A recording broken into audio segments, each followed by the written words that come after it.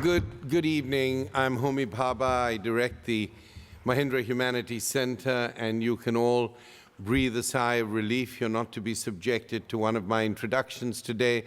I will be handing over to my dear friend and colleague, Robert Shapiro, who will introduce Matt Aucoin and Davone Tines. But it's a great pleasure to be here. Thank you both for agreeing to give us a preview of your work. The Crossings fits in beautifully with the theme of violence and nonviolence, and specifically the issue of war, which the Humanities Center Mellon Seminar has been engaged with this year. We had our first World War conference, and that gave us yet another wonderful opportunity to collaborate with our friends at the ART, who are our best selves. We have decided at the Humanities Center that nothing is worth doing if we cannot in some way integrate the arts and a performative element in it. So we do our very best. There are some issues that we can't quite work into a theatrical or a musical theme and a musical performance, but we do our best. Robert Shapiro will be introducing Matt and Davone, as I said, more formally. Rob Shapiro, a partner at Ropes & Gray, is a 1972 graduate of Harvard College and a 78 graduate of Harvard Law School. He served as president of both the Harvard Alumni Association and the Harvard Law School Association, and on Harvard's Board of Overseers, where he was an inspiring guide and protector of the arts and humanities. We have remarkable alums who give of themselves unsparingly. They're in our audiences, and now I want to bring them onto the stage. And I hope this will be the first of many occasions on which, where are you? Yeah. On which you and your colleagues and friends who support the Humanities Center, who support the arts and humanities, who in fact so graciously and carefully shepherd even the disciplines of the humanities at Harvard, will participate more fully with us. Rob, I want to thank you very much.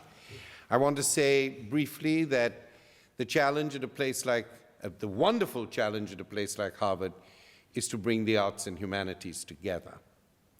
They come from different places, they have different methods and protocols, they share very much, particularly the concept of interpretation, which we share so closely with the performing arts. And it must be possible to bring these in a closer and closer neighborly relationship in order to create what any great university has to create, which is really a republic of ideas, arts, emotions, and indeed a community. Thank you for coming today. Without your participation, we really can't do anything. And with your support, we can do everything. Thank you very much for being with us. Rob.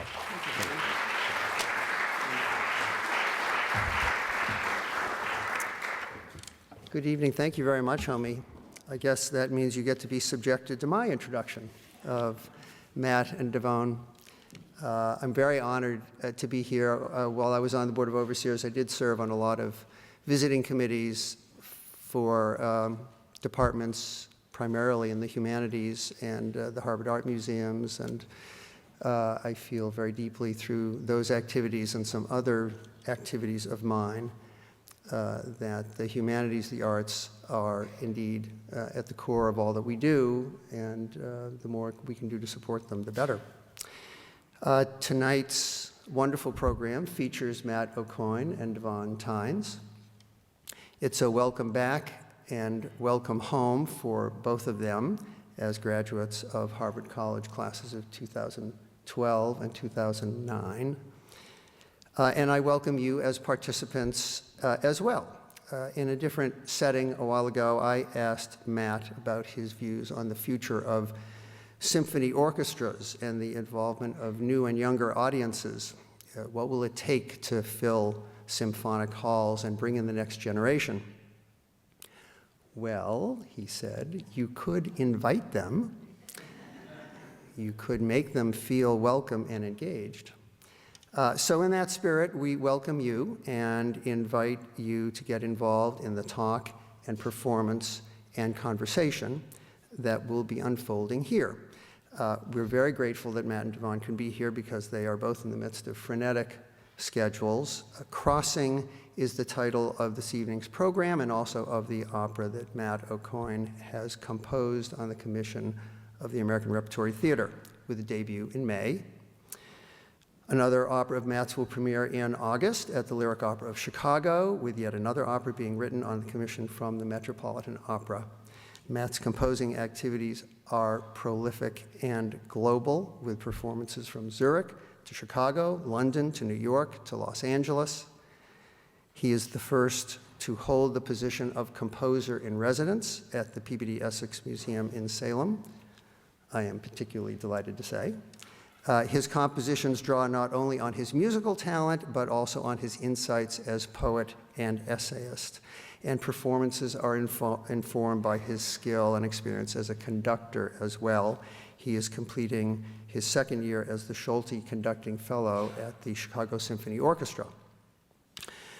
Davone Tines will join Matt in performing pieces from Crossing this evening. He received his master's degree in voice from Juilliard School in 2013 and is quickly establishing an international presence as well as bass baritone in the world of opera and concert performances with a repertoire from Rameau and Bach to the music of today.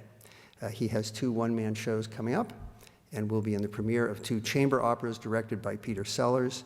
And most centrally for this evening, he will be returning to Cambridge in the guaranteed warm weather of spring for the world premiere of Crossing. Crossing is inspired by the poetry and journals of Walt Whitman, and it is coming to be in the 150th anniversary year of the end of the Civil War. 150 years ago last week, President Lincoln's second inaugural took place.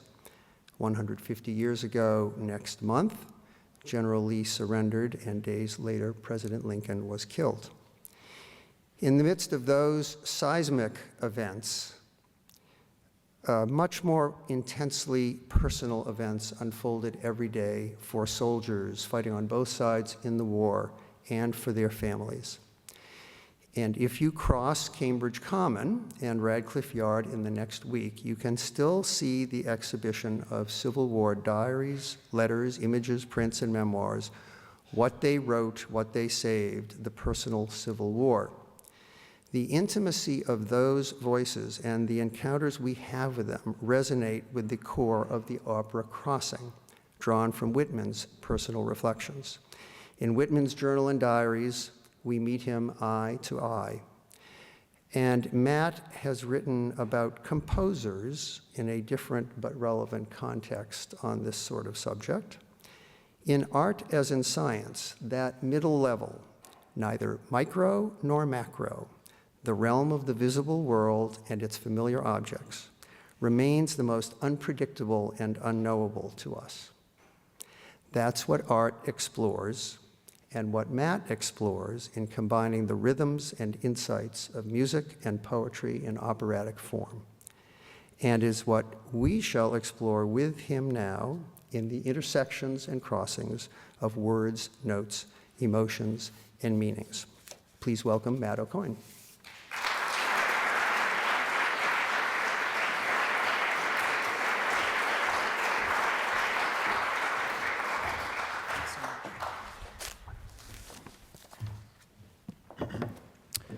Thanks to all of you for being here tonight. It's good to be back home. Thank you to the Mahindra Humanities Center, especially Homi Baba, Steve Beal, and Sarah Razor for their help putting this evening together, to Harvard University and the university's president, Drew Faust, who has supported this project since its inception, and to the team at the American Repertory Theater, including but not limited to Diane Paulus, Diane Borger, Ryan McKittrick, and our co-producer, Diane Wondesford. I come to you tonight as a day tripper in the world of words. For the past couple of years since I graduated as an English major, I've been living in the neighboring world of music. And though it is a piece of music, my new opera, Crossing, that brings us here tonight, this lecture will not be a song of myself. Instead, I want to trace the origins of that opera back to the mysterious arc of Walt Whitman's life and work. And the best way I know how to do that is to look again into Whitman's poems. What is it then between us? With this resonant question at the climax of Crossing Brooklyn Ferry, Whitman asks many things at once. What is his relationship to his contemporaries, to his fellow men and women? What is his relationship to you, the reader, whoever you may be, whenever and wherever you may be reading the poem?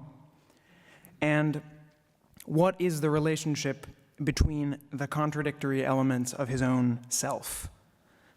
The phrase between us itself has a double meaning. What's the relationship between us, and what stands between us, keeping us apart? In the moment that Whitman asks the question, he doesn't know. And I believe he wants and needs to know. Crossing emerges out of my sense that Whitman wrote his poetry out of need, that his poetry is not, or is not exclusively, a vigorous assertion of what he is, like an Anglo-Saxon boast, but rather the expression of a yearning to be what he is not, or to reconcile opposing aspects of his identity, aspects which perhaps could not be made whole in social life, to reconcile these things into one capacious presence. The person, persona, personality, Walt Whitman, is the living product of this need. My teacher, Jory Graham, once in an interview drew an unexpected contrast between Whitman and Wallace Stevens. Both poets, she said, desire to create oneself, but Whitman is trying to find a body, while Stevens is writing to recover a mind. We might have thought the reverse. Graham goes on to describe Whitman as a very intellectual sensibility, writing desperately towards his body in order to recover it. It shouldn't surprise us that Whitman's persona is a construction, the effortful filling of a lack. That is, after all, the standard contemporary understanding of how and why we write anything. But in Whitman, the totality of the creation is all but impossible to see past. The relentlessness of his self-assertions is blinding, it's overwhelming. You just can't argue with a poet who grabs you by the lapels and never lets go. Furthermore, his poetry has become something of an origin story for American poetry. It's our primeval myth of identity. All this makes it harder to guess at the origins of that identity, the origins of our origin story.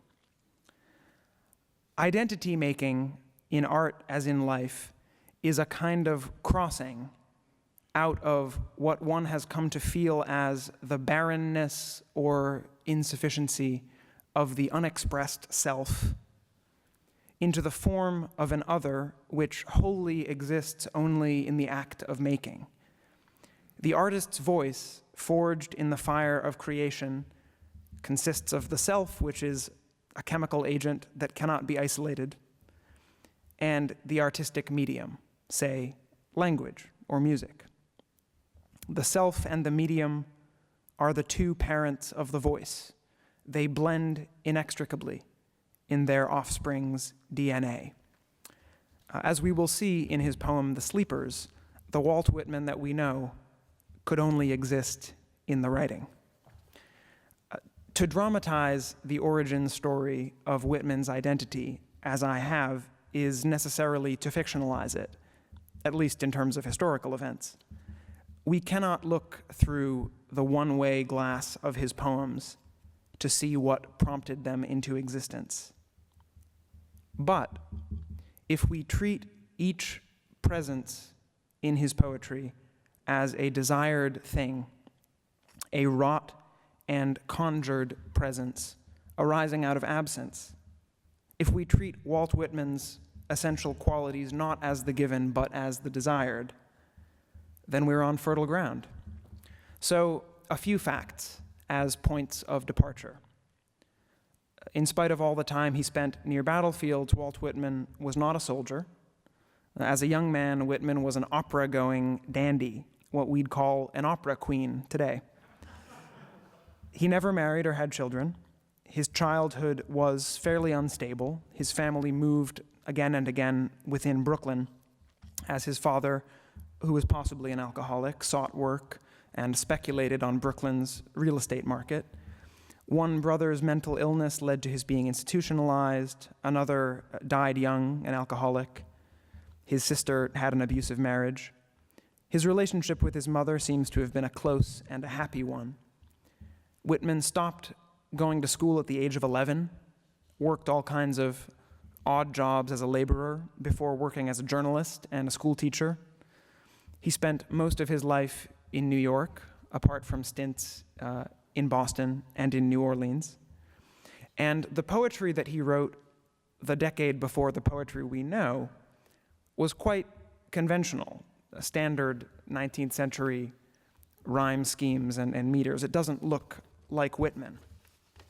And he moved among many different social circles at various times in his life, among ferrymen, coach drivers, journalists, literati. Indeed, the historical Walt is as hard to pin down as his poetic persona announces himself to be. In Crossing, I imagine that a midlife crisis helped prompt Whitman's decision to volunteer in the war hospitals of Washington, D.C. over the course of the Civil War. By that time, Whitman had already written much of his best poetry. The first edition of Leaves of Grass appeared in 1855. The war, of course, began in 1861.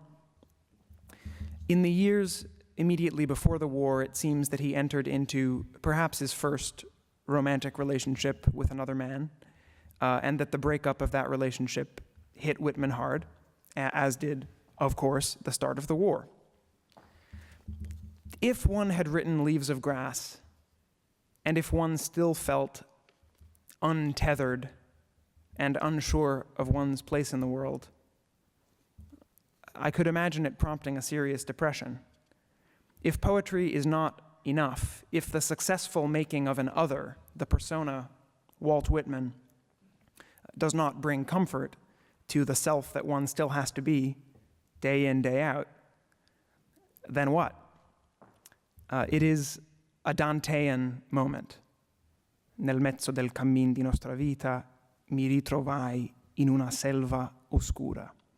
Midway on the journey of our life, I found myself within a darkened wood, selva oscura. Perhaps wandering through some selva oscura in America's heartland, Whitman found that the self whose song he had sung had become obscure to him.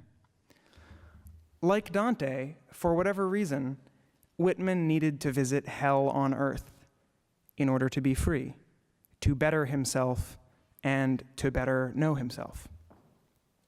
And Civil War hospitals surely resembled hell on earth.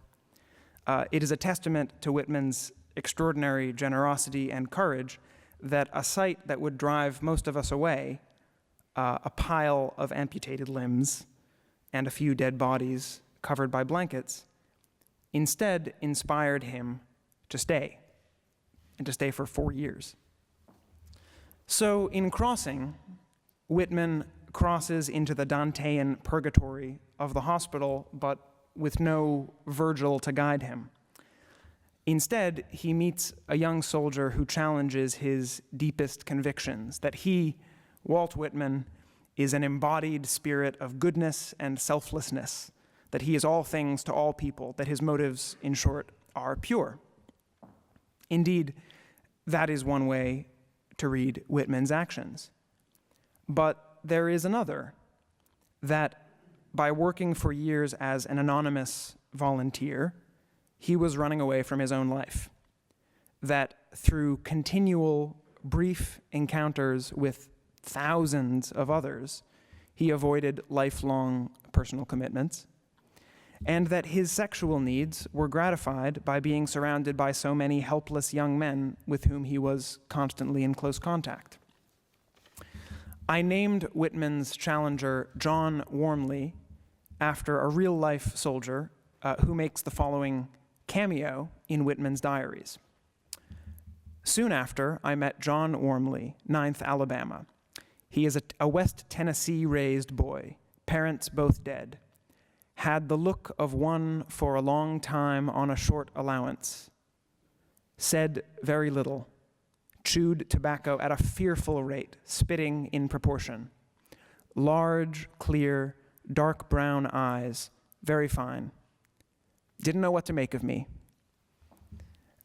In the opera, too, Wormley doesn't know what to make of Whitman, but he peers hard at him with those clear eyes, and finally assumes the worst. Wormley, in Crossing, is a Southerner who has disguised himself as a Union soldier in order to be treated at a Union hospital. Early on, he betrays Whitman by asking him to write a letter that, unbeknownst to Whitman, reveals strategic information. One of Whitman's favorite activities, in reality, was to write letters for wounded or illiterate soldiers. After this betrayal, the two men bond. Each makes the other suspicious, but they also fascinate one another. And their relationship slowly becomes intimate and nearly turns sexual before Wormley has a crisis of his own, publicly accusing Whitman of pederasty and forcing his banishment from the hospital. To discover how it all ends, you'll have to see the opera. But I'd like to play a bit of the prologue for you now, in which Whitman addresses the audience at the moment of crisis to say, I think I have to do something drastic. Davone, just for your information, will be singing a different role in the production, a role written specifically for his uniquely deep and resonant voice. This part is written for a higher baritone, and I'm so happy that he is singing these excerpts for you tonight.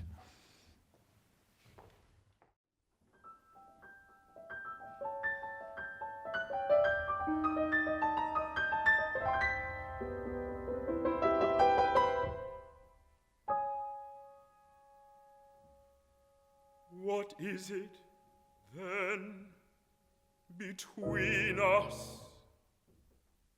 You, whoever you are, 20 feet away, or generations hence.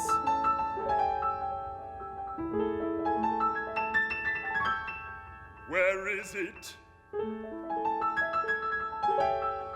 Where is it that we meet? And what keeps us apart? For I am sure I have sat where you sit, looked upward as you look,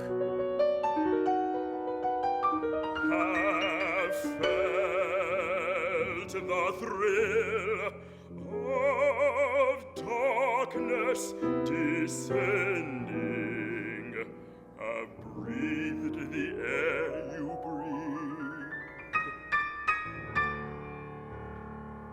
Since neither time nor space can keep us apart, I have sat where you sit and breathe the air you breathe. I know you will hear me.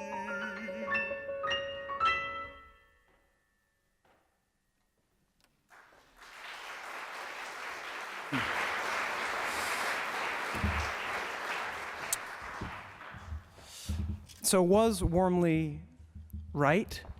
What is the nature of Whitman's desire? To understand this ambiguity, I want to trace the origins of Whitman's wartime actions, the extraordinary act of nonviolence that his decision was, to one of his earliest admissions of the unusual quality of his own personal attachments and behavior in the poem The Sleepers. Harold Bloom helpfully notes that Whitman's verbs are largely intransitive. That includes his erotic verbs. In a much lesser poem of my own that I remembered recently, I once included the following lines. Can I love intransitively, like you, music, retaining the first lightness? I wrote those lines during my senior year. At that time, I was making a lot of music and was also very much in love with someone. Worried that my feelings would be unrequited, I came to see music as unrequitable love, and to see that it gains power by its very unrequitability. Art is an intransitive eros, a form of loving which spends itself into the universe, where it may be found by Whitman's universal you. The question I asked is also at the heart of Whitman. Can I love intransitively? He perpetually asserts that he does, and in his better poems, his proclamations of triumph are themselves triumphant enactments. But following our formula for this evening, we must take his assertions as formulations of an implicit question. Is intransitive love, a life in art, enough for a life? It's helpful, before we examine The Sleepers, to hear Bloom's articulation of Whitman's divided identity. Whitman is a tripartite spirit. First, the fictive Walt Whitman, an American, one of the roughs. Second, the real me, or me, myself. And finally, the soul. The Walt Whitman persona is primarily masculine, the real me is androgynous, and the soul is feminine, associated with the mothering ocean. To take this claim further, the Walt Whitman persona is a thing of external life. He lounges and cavorts with fishermen and lumberjacks. He leans and loafs at his ease. The soul is the ancient ocean of subconscious life, life's primordial goo, the stuff out of which identity forms and to which it returns. And the real me is the curious middle ground of inner life as we live it in this world. It is the self as it is to itself. It is the all but invisible, barely physical presence we call consciousness. Seen in this light, we may understand Whitman's lifelong poetic project as the creation and maintaining of a self or persona which is neither male nor female, but pan-loving, supra-sexual. He wants to walk the tightrope that is living as the real me. He wants to transcend, or to at least avoid, conventional personal relationships, but he does not want to turn his back on physical bonds between human beings. He was not fully comfortable with aestheticism, as his numerous poems in praise of outdoorsy life and good old American brawn make plain. In Crossing, we see the doctrine of intransitivity tested. So how did he grow into the self-awareness, or at least openness, that allowed him to follow his impulse into the hospitals? Let's look at the sleepers. I'd like to begin by playing an excerpt of my setting of the poem.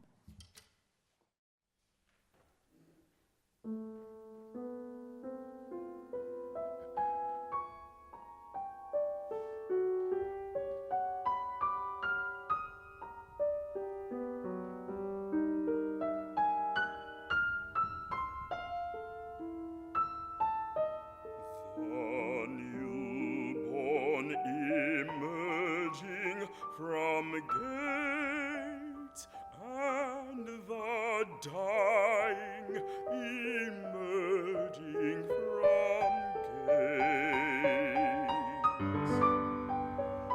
gates. The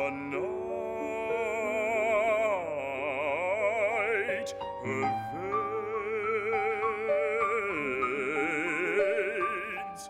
pervades them, and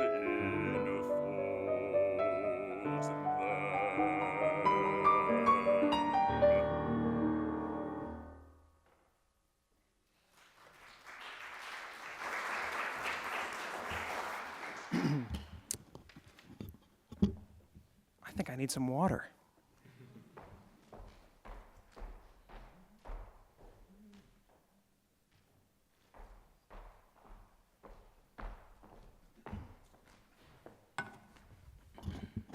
These poems require, vocal lubrication, like with singers.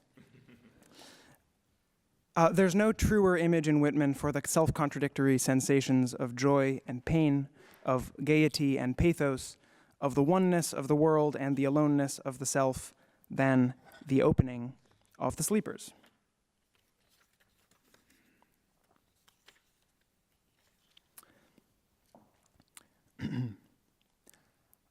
I wander all night in my vision, stepping with light feet, swiftly and noiselessly stepping and stopping, bending with open eyes over the shut eyes of sleepers, wandering and confused, lost to myself, ill-assorted, contradictory, pausing and gazing and bending and stopping. How solemn they look there, stretched and still. How quiet they breathe, the little children in their cradles. The wretched features of ennuyés, the white features of corpses, the livid faces of drunkards, the sick gray faces of onanists, the gashed bodies on battlefields, the insane in their strong-doored rooms, the sacred idiots, the newborn emerging from gates, and the dying emerging from gates. The night pervades them and enfolds them. If this were a kid's book, it would be called Everyone Sleeps. The very act of naming the whole spectrum of sleepers, children, soldiers, widows, murderers, quietly emphasizes that the poet seems the only one to whom bodily rest is denied. Whitman skillfully reveals the breadth of sleep's spectrum by juxtaposing a conventional image of earthly calm, the little children in their cradles, with ghastly images of suffering and death. At first, it seems to be a contrast, but it is instead a mere continuation of the list of sleepers. The night pervades even them, enfolds even them. But the poet is wandering and confused, lost to myself.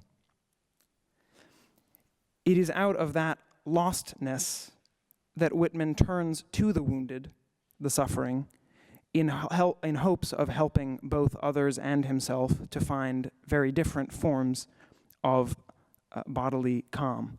There is in this moment the inauguration of Whitman's longing to transcend poetry. But after this subtle and surely unconscious prefiguring of the course his own life would take, Whitman makes a quiet attempt to reconcile himself to his own remoteness. The blind sleep, and the deaf and dumb sleep. The prisoner sleeps well in the prison. The runaway son sleeps.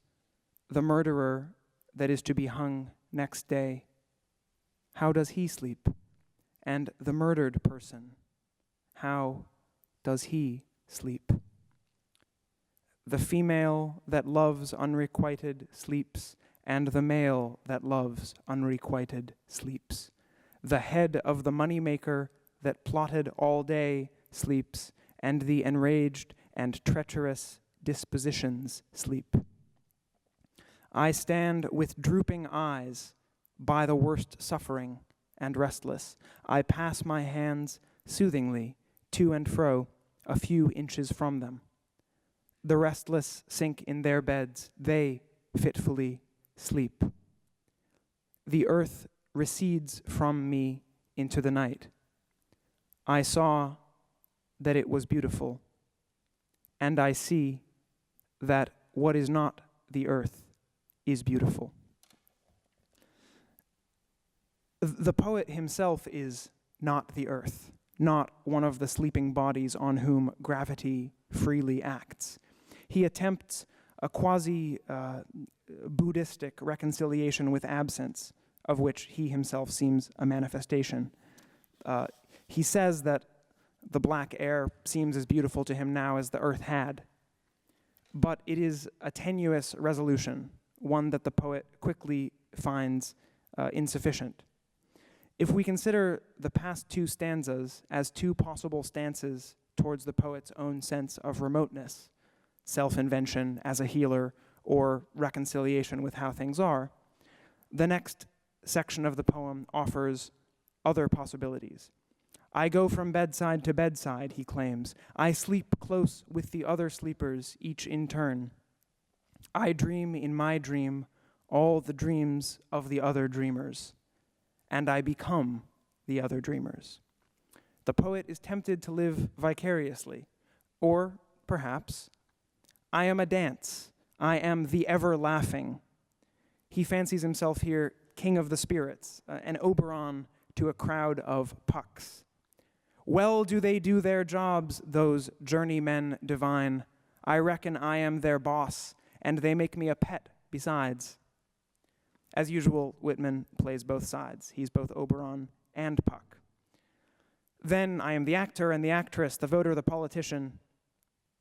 Out of this seemingly indiscriminate barrage of possible identities arises one within which Whitman lingers. I am she who adorned herself and folded her hair expectantly.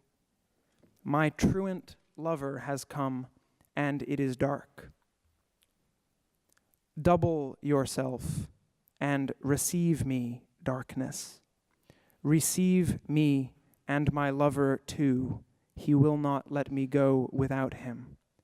I roll myself upon you as upon a bed. I resign myself to the dusk. He whom I call answers me and takes the place of my lover. He rises with me silently from the bed. Darkness, you are gentler than my lover. His flesh was sweaty and panting. I feel the hot moisture yet that he left me. My hands are spread forth. I pass them in all directions. I would sound up the shadowy shore to which you are journeying. Be careful, darkness. Already what was it touched me? I thought my lover had gone. Else darkness and he are one. I hear the heartbeat. I follow. I fade away. Pier that I saw dimly last night when I looked from the windows. Peer out from the main. Let me catch myself with you and stay. I will not chafe you. I feel ashamed to go naked about the world and am curious to know where my feet stand.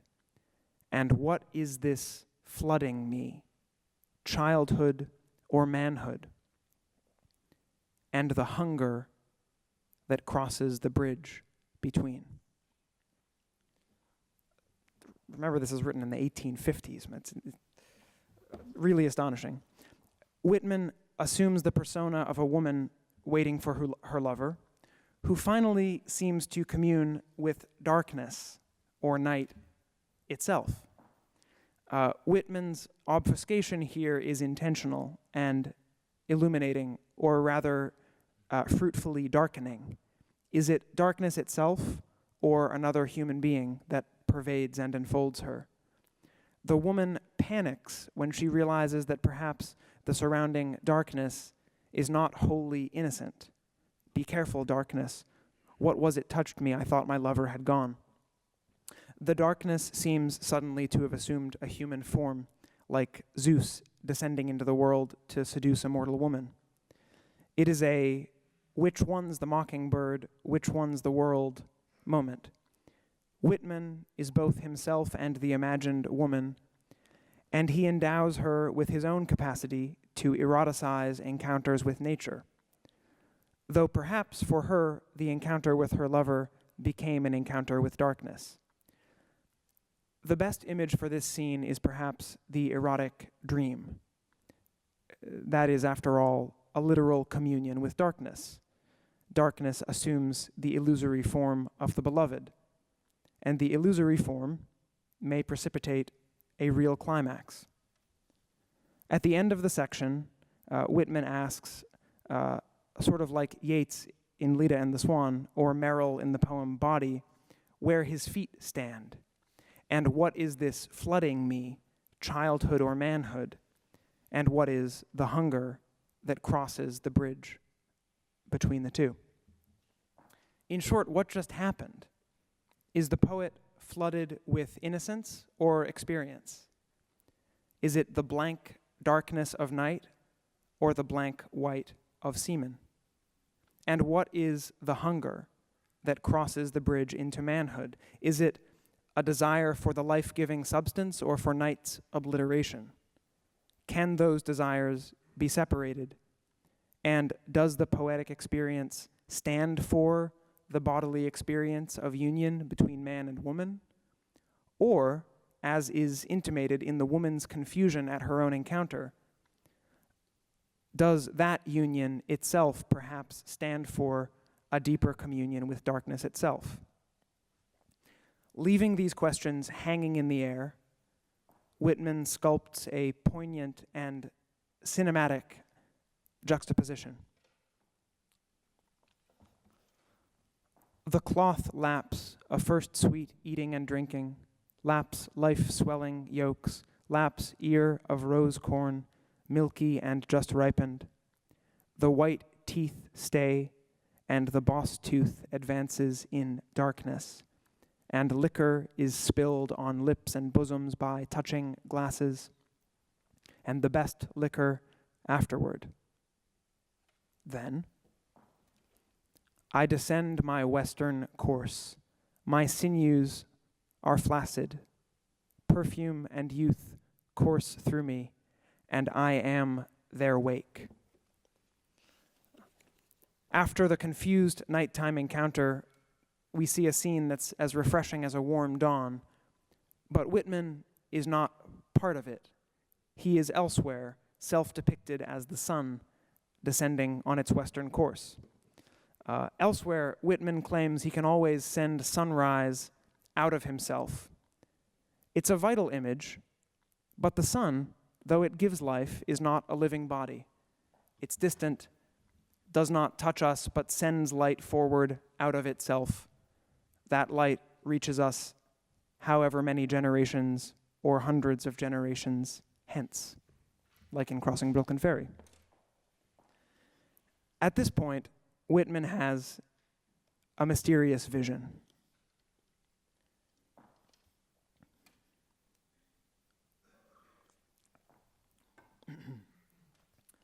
I see a beautiful, gigantic swimmer swimming naked through the eddies of the sea. His brown hair lies close and even to his head. He strikes out with courageous arms. He urges himself with his legs. I see his white body. I see his undaunted eyes. I hate the swift-running eddies that would dash him head foremost on the rocks. What are you doing, you ruffianly red-trickled waves? Will you kill the courageous giant? Will you kill him in the prime of his middle age? Steady and long he struggles. He is baffled and banged and bruised. He holds out while his strength holds out. The slapping eddies are spotted with his blood. They bear him away. They roll him and swing him and turn him. His beautiful body is borne in the circling eddies. It is continually bruised on rocks. Swiftly and out of sight is born the brave corpse. An idealized union of the unconscious and thus total physicality of the sleepers and the restless forward momentum of the seeker, Whitman himself. The swimmer is an imagined embodiment of Whitman's poetic virility, his impulse to heroism with no discernible object. This swimmer is as new and strange a presence in the poem as the mermaids are at the end of Prufrock. And these two sea creatures do have something in common, but Whitman's encounter is more mysterious and more frightening.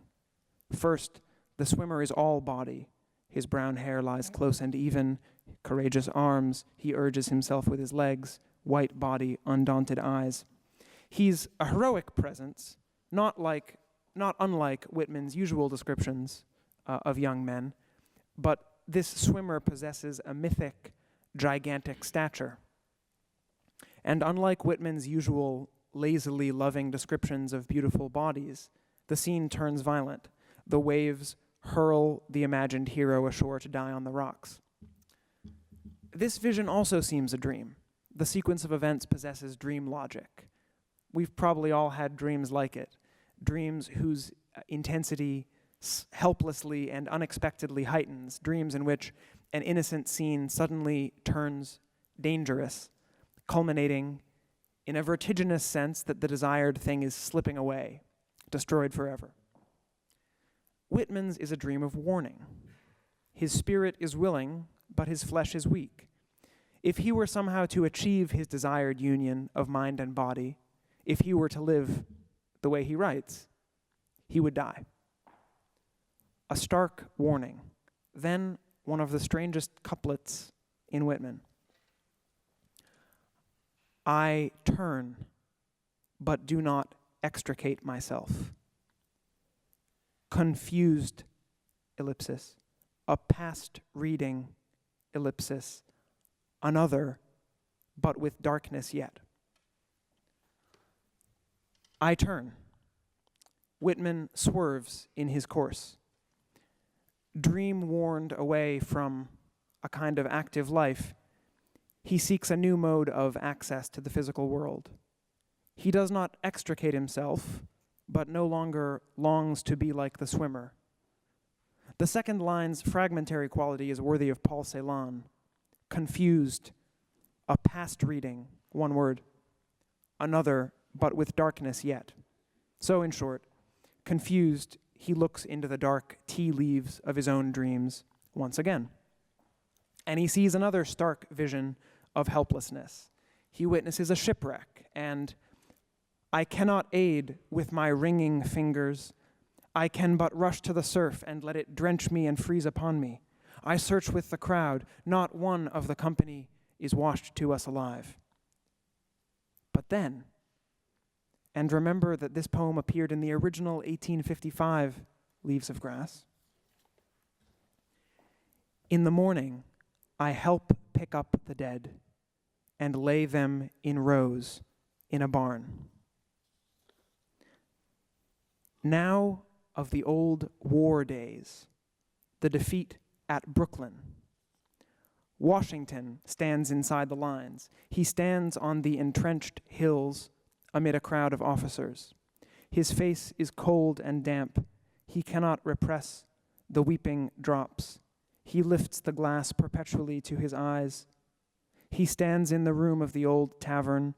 The well-beloved soldiers all pass through.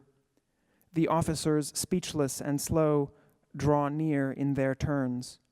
The chief encircles their necks with his arm and kisses them on the cheek.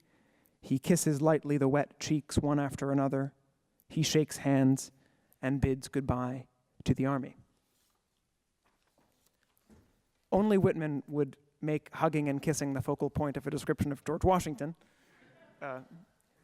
But Whitman hopefully and audaciously identifies with Washington, who as commander-in-chief eventually stood back from the fighting, but maintained total commitment to and sympathy for his troops. Whitman is seeking a new perspective, neither soldier nor poet, but healer, leader, comforter-in-chief.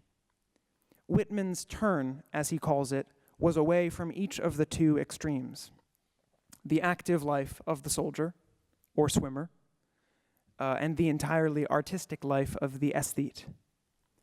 Throughout the Civil War, Whitman would live out the vision that came upon him, it seems involuntarily, a decade earlier. I'd like to play another excerpt from my setting of the poem.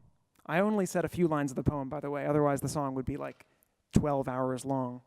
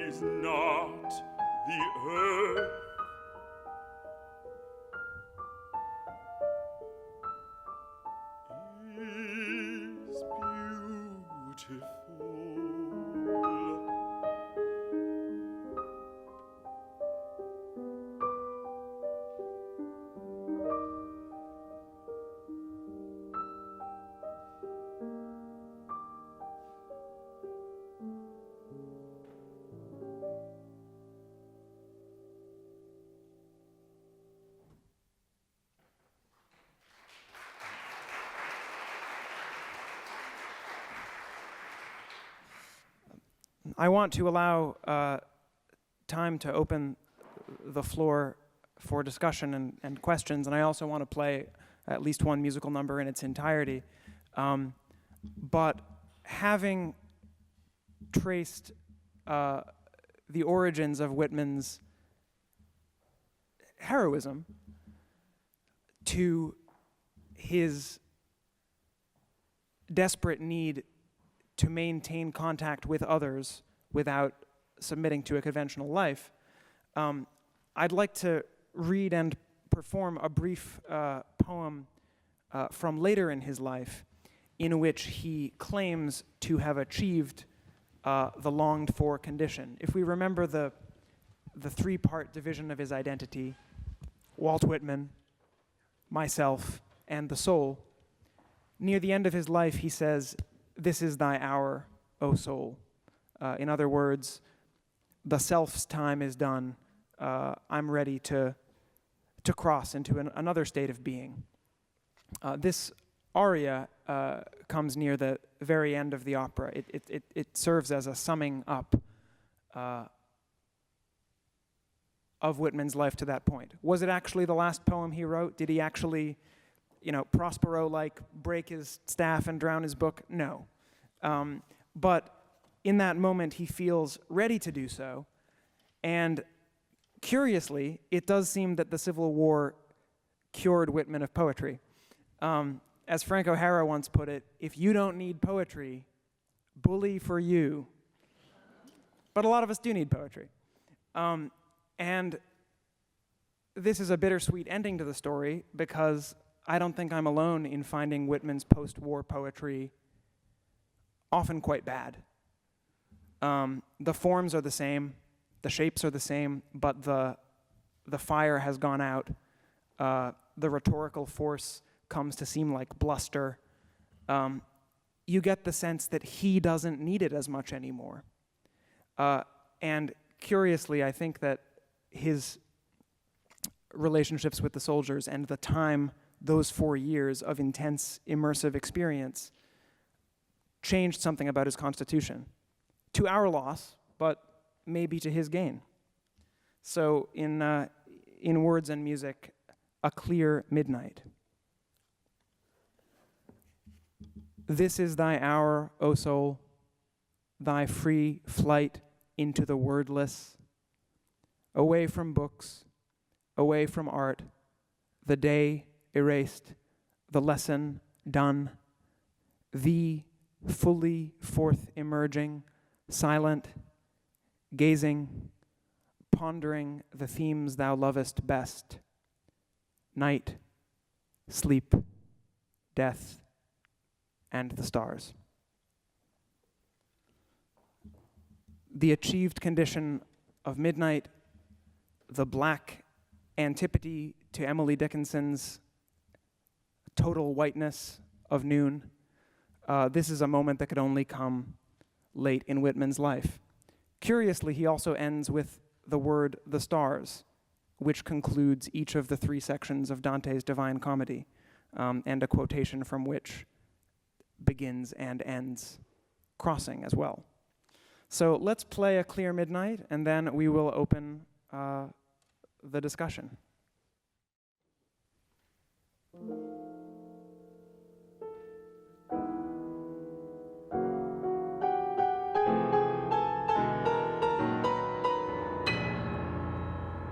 This is thy hour, O soul,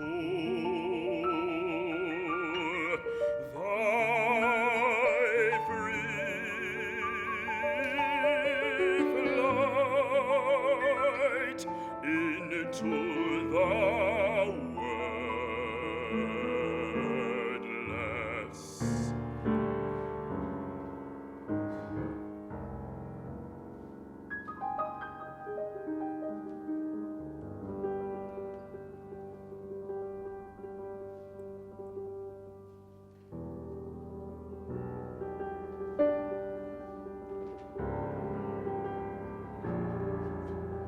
Away from books,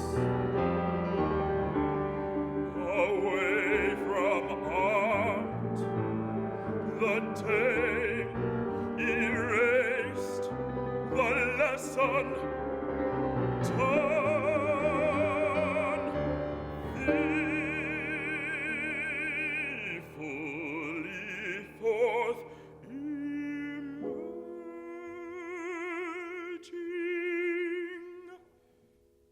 silent,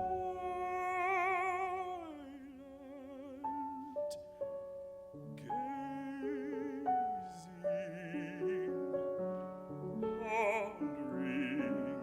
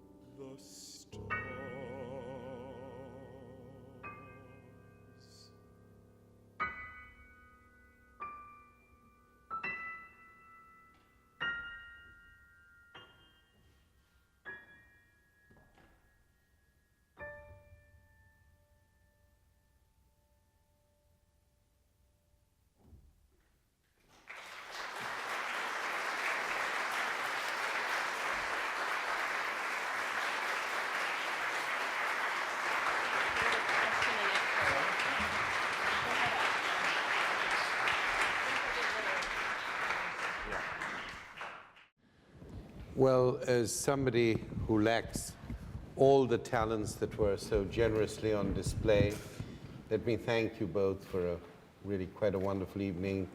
And Rob, I want to thank you for an introduction that so beautifully set up what was to follow. Thank you. Thank you very much. I thought we might just have a short few moments of talk amongst ourselves and then open up to the audience. The question I want to put to all three of you, because we do have the great advantage of having you with us here, Rob, is really to talk about something deeply related to the words and the music that we've heard, which is this remarkable ability to move from one form and one medium to another medium and back and forth and really work that crossing in a very deep and translational way. And I want to ask you how you think this kind of experience this very moving experience that we've had could enhance the way we learn music and the way we learn the humanities, literature, art, history. And it's something about that crossing, as you take that motif from the work of Whitman, from the depths of a certain inner ambivalence and an inner struggle, related to the historical, and then translated into the musical.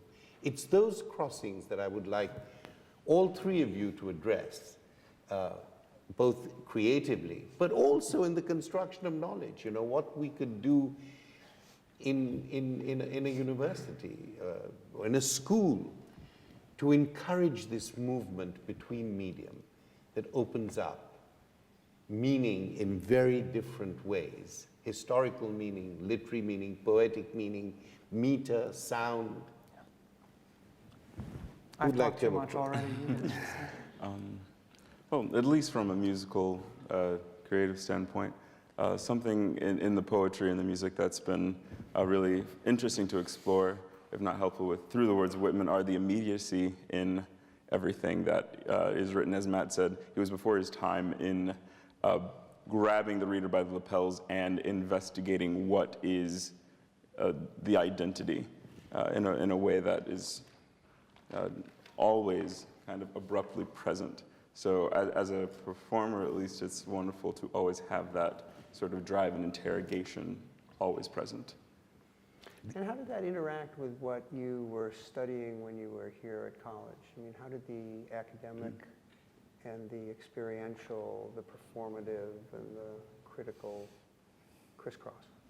I started as a music concentrator, and then I went to sociology, which was an interesting The shift. most musical of all the social sciences. Right. But one thing I did enjoy most about sociology was its immediate laboratory was everywhere around you. So this sort of immediacy with the music also draws to that sort of looking around and seeing identity people, how they're expressed as a collective. Not so much formal crossing over, but there are connections. I think the university as a universal laboratory, not only for science, but for the humanities, a stage, a book, a classroom, obviously a performance, but also an exchange of ideas. Having the humanities labs is just as vibrant a thought as the scientific labs, and indeed now the crossing of the scientific and the humanistic, understanding better neuroscience and how that gives us access to understanding the human condition as well, is part of the one university concept that Harvard's trying to develop. You know, one of the thoughts I had listening to both Whitman and your reading of Whitman and then the music was how the what in the work of Wordsworth was called the romantic sublime, the romantic ego. That one of the things that great literature does, great art does, great science does, is to take apart that oneness. We're often taught that the great thing about aesthetic expression, the great thing about historical representation is this great oneness, things coming together. I rather feel that what is in fact more creative, and certainly this, just listening to the way the music worked with the words, was how when things are attenuated, when there are internal torsions and struggles, that's really how great works happen. So great masterpieces are not transcendent because they somehow float there and are true for all times. In my experience, the great works of art and literature and music have struggled to come to terms with their own histories. And I think here the motif of sexuality, for instance, and I think you were very insistent in returning to that. Not, sexuality as eroticism, sexuality as identification, sexuality as affect, and then sexuality as words. I think sexuality is this kind of struggle. And I wondered how much, it seemed to me to be quite important and central to what you were saying. Sexuality not as sex, but as identity, recognition, togetherness, in-betweenness, being togetherness. Do you find that is an area that inspires the kind of coming together of both passion and poetry and prose? Certainly. It was probably a more tortured issue for Whitman than it is for me. Just because the times have changed, thank God. I mean, it's something that has fascinated me, the fruitfulness of the struggles that artists like Whitman went through. Whitman dealt with it far more cavalierly than most others did. But happily, it's not a necessary condition to make art. I was also struck, Homie, by your earlier point about the relationship between these arts and what they might be at a place like Harvard. And I'd love to voice an unpopular opinion, or maybe an opinion that hasn't been formulated much yet, and to claim that music is secretly treated like the pariah of the household, while everybody pretends that it's being treated like the golden child. What I mean is, musicians learn from a young age that they have to go to special school, that they have to practice 8 hours a day, and they probably shouldn't read too many books because you won't get your fingers fast enough in time. And I don't think we're yet in a place where most interested, thinking people feel as familiar with music as they do with literature, or going to a museum and talking about what you see. It's treated as a specialized, almost, it still follows a kind of master-apprentice system in conservatories. You don't get the full liberal arts education, and I think musicians suffer from that unnecessary deprivation. And so I'm sort of perpetually shouting from the rooftops that universities like Harvard should grant a place at the table for music, not only because it's fun, because it's nice to bring out at dinner parties, but because it has a lot to say to every other field that is already taken seriously. I think that's right, and I think that's right. Yeah, you have all the musicians that, but let's also think, there is a sort of literacy aspect to it. We've got to learn, at some level, to learn to read. Otherwise, we're all dilettantes. Curiously, though, I think if you'd said in the Middle Ages that everyone would be reading the Bible, and not just the Bible, all by themselves someday, it would have sounded absurd.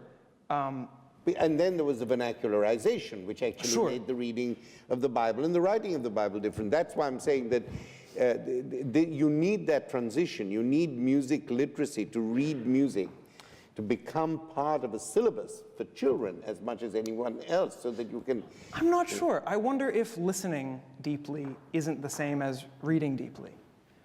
If it would be possible to teach the kind of listening that we teach in the way that we teach deep reading of literature and expect people to do it in courses.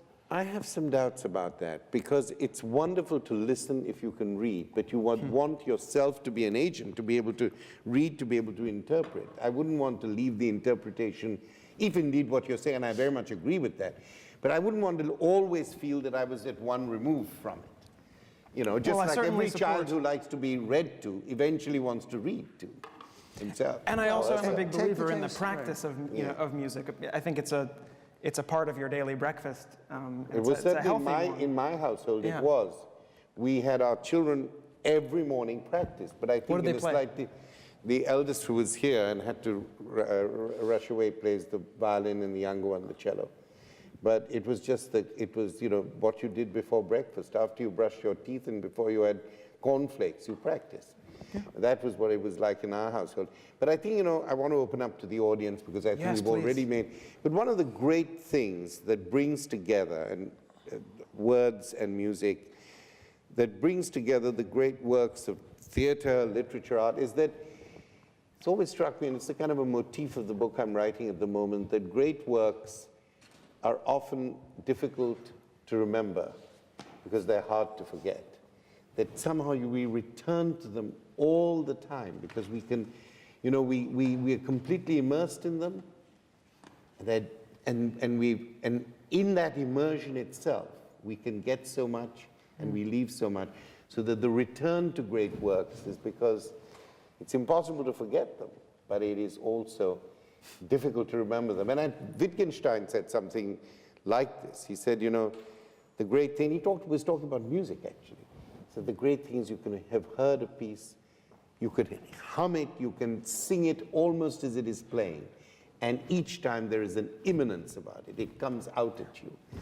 And I think that was one of the lovely experiences of this evening. And I wanted to thank you. Isn't that an argument also for having the immanence of understanding music perhaps natively? Maybe that's what you're getting at, that there's learned music, but there's also the experienced and the felt. And you're making a case, I take it, for the legitimacy of that.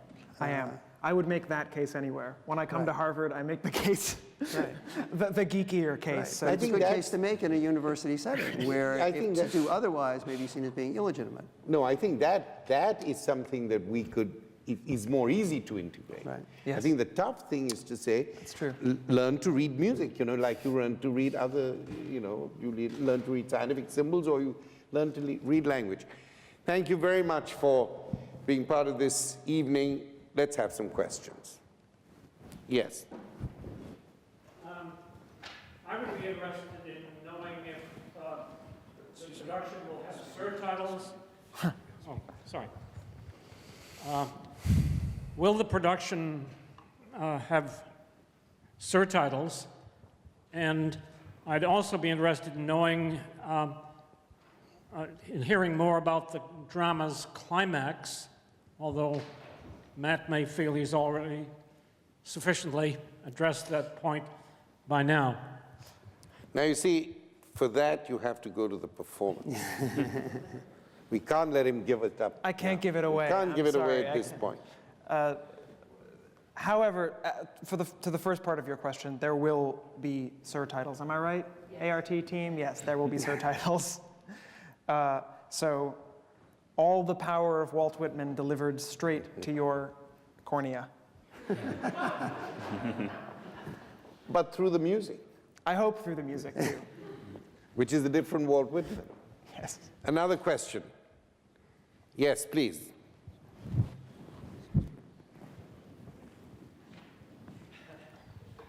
Sorry. Okay, so you're talking about the people who need poetry. You're reading poetry yourself. You're young. You're writing music. There's an immediate experience happening. Also, it's an opera. It's this enormous thing. You're well trained. You have all the structure that has to go into it. You've got to be paying attention to what was written, who Whitman was, all the, where you're going with your dramatic arc. How much of that intellectual, analytic structure stuff gets in the way of your personal, immediate desire to write music, to fulfill something? Does the architecture amplify the experience for you, or is it? It's a good question. Conflict? I'm not sure I'd draw a hard line between the processes. I think the creative process is where those two sensations meet. However, I'm familiar with the sensation of building a big musical structure and realizing I don't actually want to live here. I don't. And actually, as the ART team remembers, I got pretty much through a first draft when I decided to rewrite essentially the whole piece. So, in short, if you've done your work properly in advance, you'll be happy inhabiting the piece for a long time and doing your creative work. But that's a kind of canniness that it takes a long time to develop, and I wouldn't make any claims about being a master at it yet. Could we actually, Davone, could you take up that question? Because do you compose yourself? Not in a large capacity, no. You can improvise, though. And so, how does the performer, and this marvelous performance you gave us here, how does the performer absorb the ideas and find the tone and move with the cadences, not only the cadences of the music, but also of the thinking? Give us some sense of this. Well, in many things, I come to the idea of context is everything, and things like this provide that sort of context, but continuing to put these words in a place of why, and then continue to answer that question with every sense of the execution of the music, It's, yeah, once you are able to kind of figure out the world that was built, is to really try to be at the center of it continuously. And Davone's Why? role was written for Davone, Right. which is one way in which the performer can affect the structure. I mean, his voice can do things that most voices can't. Who knows if that'll be a problem for future performances of the opera, but I know it'll make for a great run in May and June. And to you, is the historical context that saturates the work as important as it is, obviously, for the composer? For sure. I mean, it just adds to the color palette of that contextualization. My character in the actual production is named Freddie Stowers, who's based on the idea of an escaped slave who enlists and joins into the battle and then is brought into the hospital. But telling that story as a historical and a representation of a very real reality for a lot of people is kind of a beacon for that entire, sect of the population. Yes. We did have historical context. At the Humanities Center, we did have a postdoctoral fellow, Steve, correct me if I'm wrong, who worked on diplomacy and music. Spent a lot of time thinking about national anthems. Other questions? Yes, please, in that corner there, yeah. Excuse my ignorance. I'm wondering if when Whitman was doing his volunteering in the hospital and writing letters for the invalid soldiers, did he also read to the soldiers? And do you know, since it's very typical to have people sing spirituals to send the dying to the next world. Was there any of that in the hospitals, and did you think of that at all when you were constructing this opera? Thanks for the question. There is a bit of a spiritual in the opera, actually. It's a fragment of something that I knew I hadn't written. I knew it was stolen from somewhere, but I couldn't remember where. It took a bit of digging. And to the first part of your question, yes, Whitman did read a great deal to the soul. You could write a comic opera about that. There's the variety. There's a really funny letter in which he's trying to explain to a young soldier friend about, of all things, opera. And it's like Opera 101. He said, no, they're like superhumans. They can sing. It's like nothing you've ever heard. It's not like singing around a campfire. They reach the farthest seat in a grand theater. And I think he read literature as well. He was an omnivore. Before we close, I want to ask each of you about your favorite operas, favorite opera composers, your favorite opera. Favorite one and one that has influenced you. So pleasure and work. Tie for the favorite. Yeah. Mozart's Nozze di Figaro, which we really should call Figaro's Wedding, because we don't say the marriage of anybody else in the history of the world. And Verdi's Otello are tied for favorite. Of recent operas that have influenced me, the most significant is Thomas Ades's Powder Her Face. Not The Tempest, which is a much weaker work, but his wild, youthful, written in 7 months outpouring that is Powder Her Face. I saw a production at Scala, Shirley Barrett. Of Otello. Yeah, quite remarkable with the stage. The production was by Strela, the great from the Piccolo Teatro. It's remarkable. Well, I'll actually take you right into your own core and say that one of the most moving performances we had was at Peabody Essex Museum when Matt composed and created an operatic setting on the Orfeo. We did the Gluck Orfeo and a new piece A inspired by Gluck it as with Aucoin. And it was a wonderful combination, exactly the way we've been talking about tonight, of a combination of the canon, the creative movement, dance, poetry, music, composition, conducting, setting, space, all of those elements coming together in something that was quite unusually powerful and very revealing.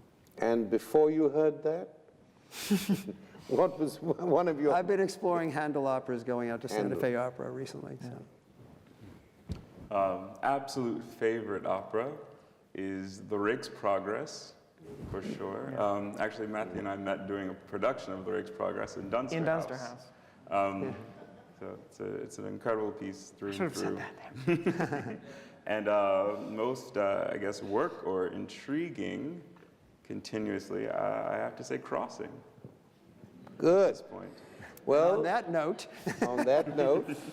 thank you all very much. Thank you for you. being here this Thanks. evening.